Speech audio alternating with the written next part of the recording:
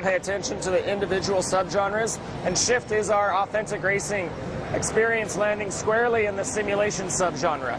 As you can see in this footage here being played live, you've got a fully rendered pixel-perfect cockpit view. A lot of dynamic camera work has gone into really connecting the driver with the car, the player with the driver, and that car to the track in the grid. Now, we've seen cockpit views before. What makes Shift's cockpit view different? Well, there's a long list of visual effects that are running here. You see the jostling of the suspension over the different terrains. You see the driver for the first time in the cockpit in a Need for Speed. You see a lot of effects of impact, G-force modeling.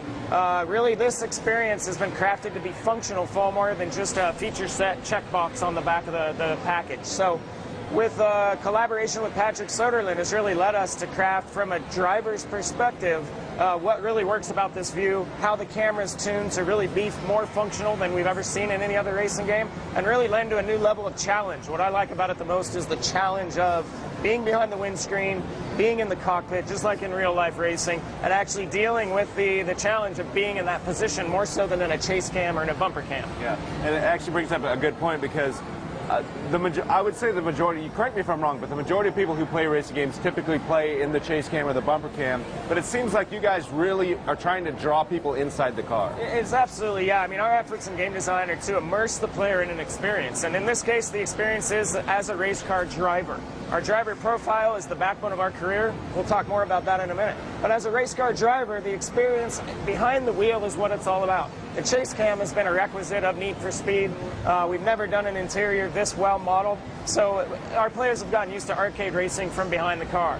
Real race car drivers who play video games typically play from the bumper, but an immersive experience is being a guy who's gripping the wheel, who's actually moving the shift, working the pedals, and is feeling the effect of the impact at high speeds. So because of that, someone who's new to Need for Speed Shift or even racing games in general, you want them in the cockpit, but how do you make it so it's an approachable driving experience for someone who's new? Well, it really is the wow factor, you know, and it is the visuals first, and it's the experience second, and it's the action of the race at every moment in the grid. And it's really just that innovation in this space. You know, the sterile simulation space really innovates technically, but we try to innovate visually as well, and the visual wow factor of the experience that we've never seen in this subgenre of racing, of being behind that wheel, of experiencing everything that we've gained from Patrick Soderlund's time behind the endurance race cars really adds that kind of, this is what it looks and feels like to be a race car driver at top speed. Tell us who Patrick Soderlund is. Now, Patrick Soderlund's our executive vice president of our games label in Europe.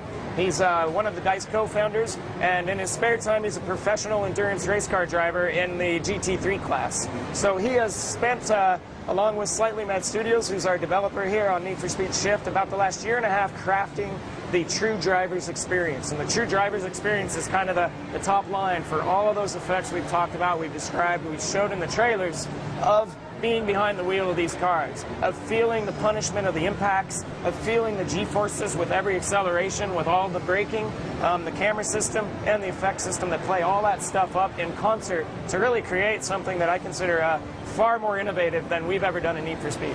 I know that Slightly Mad Studios has a lot of experience in the racing genre, and because of that, this may be the first Need for Speed game that could have potentially appealed to hardcore racing fans, I would imagine. Absolutely. I mean, Slightly Mad Studios brings a long pedigree of hardcore passion for simulation racing. And these guys are superstars in the segment. They're huge fans of the automotive sport, which Shift is rooted in professional automotive sport, and they know what they're doing. And they built this tech, a multi-threaded architecture from the ground up for next-gen consoles and PC, and they've delivered really one of the most compelling-looking driving experiences to date. All the credit to them, Patrick Soderlund, certainly in collaboration with Black Box Studios, to bring not only a unique experience to the simulation racing segment, but something best of breed to Need for Speed. I know there's a lot of different things to do in this game, and I know we're going to talk about career mode, but let's talk about when you fire the game up for the first time, what can you do? What kind of modes are we choosing from? Well, certainly Need for Speed has always been about career structure and introducing the player to a bit of an experience, and we're crafting an experience that takes the player through, you know, the beginnings of an automotive professional race car driver, really starting off with stock cars, starting off with game modes available both online as well as in Quick Race, but primarily as a single player career experience, starting off small, if you will, and building up a driver profile. what Need for Speed Shift is introducing this year is who you are behind the wheel. A driver persona that takes, you see here being played up in our post-race presentation, analytical reports of whether you're doing precise driving or aggressive driving and what type of driver you are becoming based on those tactics you employ in the grid. And so if you employ the aggressive tactics of overtakes and drafting and clipping people to get in position, then your persona is becoming much more of an aggressive style driver. The game on many levels is challenging you to follow precise challenges, to earn rewards and unlocks based on those precision challenges, and to become an all-around driver ultimately in the game is the goal. But certainly building upon who you are as a race car driver is something we're crafting in that experience, building upon your vehicles really as specific to the race, the track, the types, and drift, and in competition circuit racing. The game is introducing F1 and GP layouts from around the globe, as well as some fictional tracks, a long list of cars, some brand new firsts for Need for Speed, some classic cars we've just announced online as well. So really the experience of being in the automotive industry, building up your persona of being a race car driver, seeing that evolve on many different levels related to your success level, your personality in the race, the badging system that we have, really a nod to our favorite first-person shooter games in a player profile that's progressing, whether you're playing online, in the quick race, or in career. It's transparent. No matter which mode of gameplay you're in, your driver profile is progressing. So if you're only an online player, a persona is being created for you based on the experiences you have online, a very unique career path, if you will. Whether you're playing quick race or career, it's all transparent. And so it becomes a very evident way for people to see what the competition looks like, what they've achieved, and who they're playing against. So 2 follow-ups on the career mode. What do you're earning points for finishing a race driving in a particular way. A, what do I get out of that? And if I drive a crappy race, am I punished? Well, it's certainly all about fun and accessibility in Need for Speed. I mean, something we found looking at the simulation segment was it's often a grind. It's often a grind to have to learn the track, every brake point, every corner, and compete with a perfect AI. And so there's a number of things that bring in the career mode in the driver profile, a number of levels of rewards and unlocks that players are getting.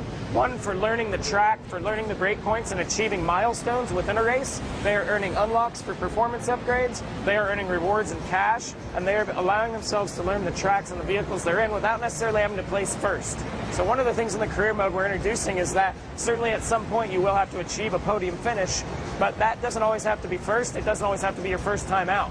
You're still competitive, you're still learning, you're still setting sector times, earning star rewards, cash rewards, and driver profile points against your experience in that particular event. We want to keep the player in the event to the finish. We want them to finish every race, to build experience, and eventually come back and nail that podium win.